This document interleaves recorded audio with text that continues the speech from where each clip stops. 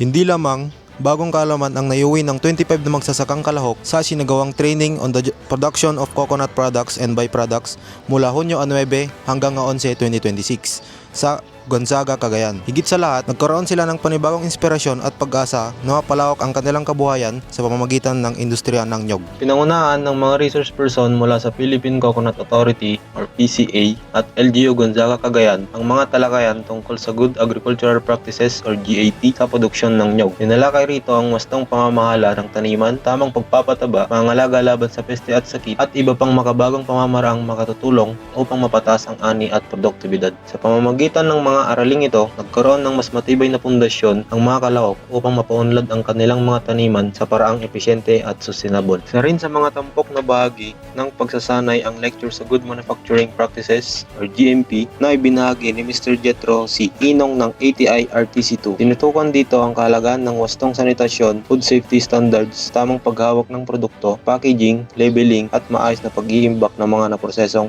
produktong nyog. Sa tulong ng sesyong ito, higit na naunawaan ng mga kalahok ang kahalagaan ng kalidad at kaligtasan sa paggawa ng produktong maaring may pagbili sa merkado. Isa sa mga pinaka-aabangang bahagi ng pagsasanay ang aktual na demonstrasyon sa paggawa ng iba't ibang produkto, pagkain at di pagkain mula sa nyog. Pinangunahan ito ni Ginang Julita Paculgen ng Sanchez Mira, Cagayan na nagbahagi ng kanyang karanasan at kadalubhasaan sa pagproseso ng mga produktong nyog. Aktibong nakilahok ang mga magsasaka sa mga gawaing praktikal na nagbigay sa kanila ng bagong kasanayan, pagdaragdag halaga or value adding at paglikha ng mga produktong may mas mataas na potensyal na kita. Bilang paghahanda sa posibleng pagtatayo ng mga maliliit na negosyo, isinama rin sa mga pagsasanay ang talakayan ng simple cost and return analysis upang matulungan ang mga kalahok na matukoy ang gastusin, kita at kakayang kumita ng mga produktong nakabatay sa nyog. Ayon kay Miss Trifany C. Hosim, isa sa mga kalahok, malaki ang naitulong ng pagsasanay sa pagpapalawak ng kanyang kaalaman sa pagproseso ng iba't ibang produktong nyog, kabilang ang mga kahalagan ng pagiging rehistradong magsasaka, wastong pag-iimpake, paglalagay ng etiketa at pagsunod sa mga pamantayan sa kaligtasan ng pagkain. Samantala,